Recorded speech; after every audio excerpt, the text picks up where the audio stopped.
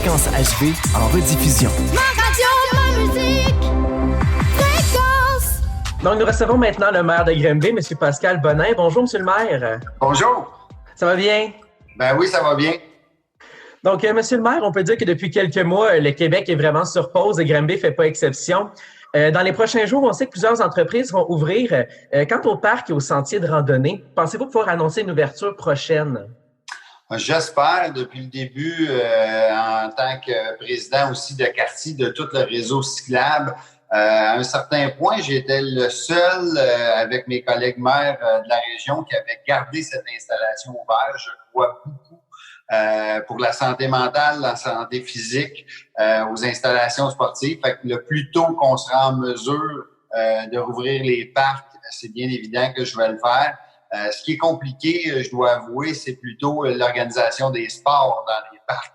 Ça, c'est tout un challenge, surtout les sports d'équipe. Fait qu'il reste beaucoup de chemin à faire, beaucoup d'incertitudes, beaucoup de points d'interrogation. Mais c'est à chaque jour on en apprend, à chaque jour on regarde qu'est-ce qu'on peut faire.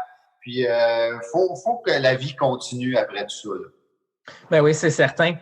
Sinon, par rapport à ça, on vient d'apprendre que les écoles secondaires n'ouvriront pas avant septembre, alors que les écoles primaires pourront ouvrir à capacité réduite. Par rapport au camp de jour, au camp pour cet été, est-ce qu'il y a quelque chose qui va être mis en place? On avait déjà plusieurs initiatives à la ville, dont les camps de jour virtuels là, qui ont fait l'objet d'essais-erreurs dans les dernières semaines. Là, on est prêt à faire les clubs les camps de jour virtuels, mais au niveau des vrais camps de jour, on attend toujours Québec, vraiment, qu'est-ce qu'ils vont nous dire par rapport à ça, mais c'est évident que c'est presque un service essentiel, les camps de jour. Fait qu'on va devoir trouver une façon de faire, et c'est les ratios qui vont changer. Le nombre d'enfants par rapport au nombre de moniteurs va être très réduit. Dans une pénurie de main-d'œuvre, où est-ce qu'il y a le PCU, les étudiants qui sont moins présents, etc. Et il y a tout un challenge encore là de faire fonctionner ces choses-là. Fait que ça a été un arrêt, je dirais pas facile, mais beaucoup plus facile que la reprise actuellement. Bien, certainement. Puis dans la même optique, justement, qu'en sera-t-il des activités sportives, les équipes qui jouent à chaque année, là, des jeunes qui vont faire du sport? Est-ce que ça va pouvoir avoir lieu, si on pense, cet été ou... Ben, écoutez, on est déjà depuis quelques semaines, entre autres avec le président du baseball de Granby, les gens de hockey aussi. Il y a eu plusieurs réflexions. Il y a beaucoup de gens qui ont profité de cette pandémie-là pour se parler, qui se parlaient pas normalement. Fait que ça a été une bonne chose dans ce sens-là. Mais pour le sport d'équipe, c'est extrêmement complexe. Je sais que l'intra-région, comme les guerriers, à un plus haut niveau un petit peu, ça peut pas avoir lieu, ça va être très, très difficile parce qu'il y a de l'interrégion, etc. Puis au niveau des enfants, ben là, on pense trouver des pratiques, des choses comme ça, puis peut-être avoir une saison très raccourcie vers la fin. Comme disait celui qui s'occupe du baseball à Granby, il vaut mieux avoir quelques matchs à la fin, mais beaucoup de plaisir que pas d'activité du tout. Fait que c'est assez complexe dans le sport d'équipe. Le sport individuel, je donne un exemple, le tennis, le golf, ces choses-là, ça va être relativement, en guillemets, facile parce qu'il y a moins de contacts. Mais comment éviter les contacts à moins de 2 mètres avec un ballon de soccer ou de quoi comme ça, c'est presque impossible. C'est sûr, c'est quelque chose qu'on n'a jamais vu, là. Et sinon, par rapport aux zoos de Granby, est-ce que vous attendez à une ouverture prochaine? Ben, ça, c'est un élément très, très important pour nous de la région. Je m'attends pas à une ouverture dans les prochaines semaines. J'espère juillet. Honnêtement, j'espère qu'au courant de juillet. Parce que si le zoo n'ouvrirait pas, ça serait probablement une très grande catastrophe économique pour nous autres. Probablement qu'il y aurait beaucoup de restaurants, d'entreprises qui fermeraient leurs portes parce que les retombées du zoo, c'est 60 millions par année. Fait que de retomber, c'est énorme pour la survie. On sait qu'on a une économie qui est très concentrée sur les mois d'été. Sans ça, ça va être très, très difficile. Fait que, mais la question se pose, comment qu'on va faire pour, avec une distanciation sociale de 2 mètres, ouvrir le zoo puis d'accueillir le même nombre de visiteurs. Ça va être plutôt difficile. Ben oui, on s'en doute. Une autre question pour vous, toujours dans cette idée. Vous savez que plusieurs jeunes s'ennuient vraiment à la maison. Est-ce qu'on pense faire quelque chose cet été pour les occuper, ces gens-là? Ça va être un été qui va être anormal dans tous les sens. Les activités que les jeunes participaient, que ce soit les spectacles, il y a eu beaucoup de choses là, dans les dernières années pour les jeunes. Ça va être extrêmement difficile. Avec VCC, Vie culturelle et communautaire, on travaille fort.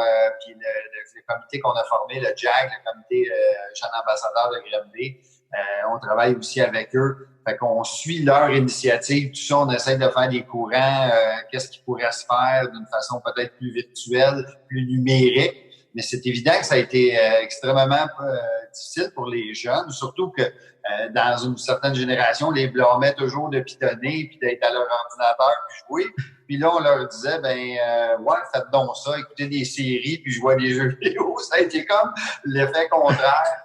C'est ça, là. Tout ça. Mais c'est un exutoire. Tu sais, les jeux vidéo, tu sais, je vais te dire quelque chose de plutôt perso. J'ai un de mes frères qui est médecin.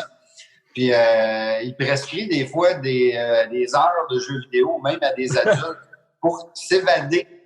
On a trop un quotidien qui est prenant puis qui est difficile. Fait qu'au moins, avec 1 heure ou 2 de jeux vidéo, ton esprit va vagabonde puis fait d'autres choses que toujours être dans tes problèmes. Mais c'est sûr que ça va être difficile au niveau des activités, tant qu'on va demeurer tout ça. Puis ce qui me fait peur aussi, c'est pour cet automne, une deuxième vague. Ça serait terrible pour nous autres. Oui, on s'en doute. Enfin, une petite dernière question. Pensez-vous par rapport aux piscines municipales et aux jeux d'eau que ça va pouvoir ouvrir ça cet été? S'il y a quelqu'un qui a hâte d'ouvrir sa piscine, le centre au niveau sportif, la nouvelle piscine, c'est bien moi.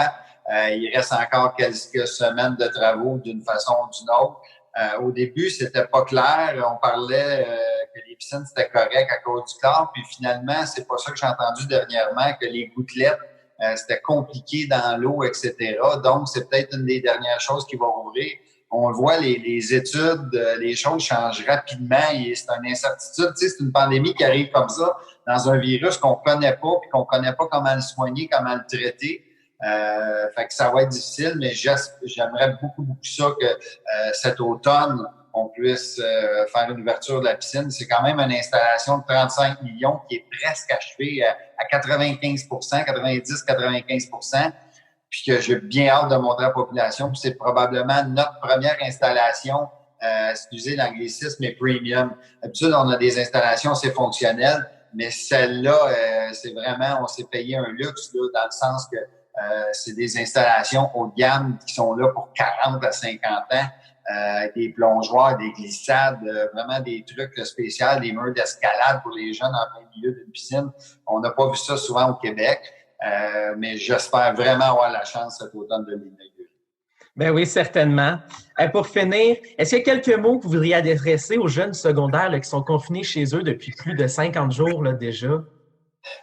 Écoutez, je pense que les jeunes vivent la même chose que les adultes. Pour moi, il n'y a pas beaucoup de différence. Ce qui m'inquiète, c'est la santé mentale, la santé physique. On a plein de gens qui ont plein de talents à Granby, que ce soit culturel ou sportif. Sportif, très difficile de s'entraîner, faut pas se le cacher. Culturel, sans échange avec les autres, sans pouvoir accès à un matériel. Fait que, je dirais de pas lâcher les passions, mais de pas laisser le presto monter, d'aller s'évacuer, prendre le vélo, t'approcher dans un sac de sable, tu sais, n'importe quoi. Puis aussi de penser à l'intergénération. Moi, je pense beaucoup à ça en ce moment pour les jeunes. On vit quelque chose que personne n'a vécu, même ceux qui ont 100 ans n'ont pas vécu cette pandémie-là. On a une société des fois qui est un peu malade, mais avec vos grands-parents, les gens plus âgés, c'est un beau temps, je pense, pour lâcher un petit coup de téléphone, savoir qu'est-ce que mamie puis papy font, puis prendre de leurs nouvelles, puis ils vivent la même chose que vous. Fait que je pense que c'est facile de connecter en ce temps-là. Les choses reviennent un petit peu plus simples comme à l'époque. J'espère que ça va être ça aussi pour les jeunes. L'échange, les plus vieux ont toujours de quoi nous apprendre, c'est bien évident. Ben oui, c'est ça. C'est clair que les choses vont changer. Ben merci, M. Bonnet, d'avoir été avec nous. Ça fait super plaisir. Merci pour l'invitation. Puis lâchez pas, ça a bien été pour le confinement. Puis j'espère que ça va bien aller aussi pour le déconfinement. Ben, merci pour tout. Tous les lundis, entre 14h et 15h, c'est Louis-Philippe Gibson qui vous accompagne dans Hop sur Fréquence HV.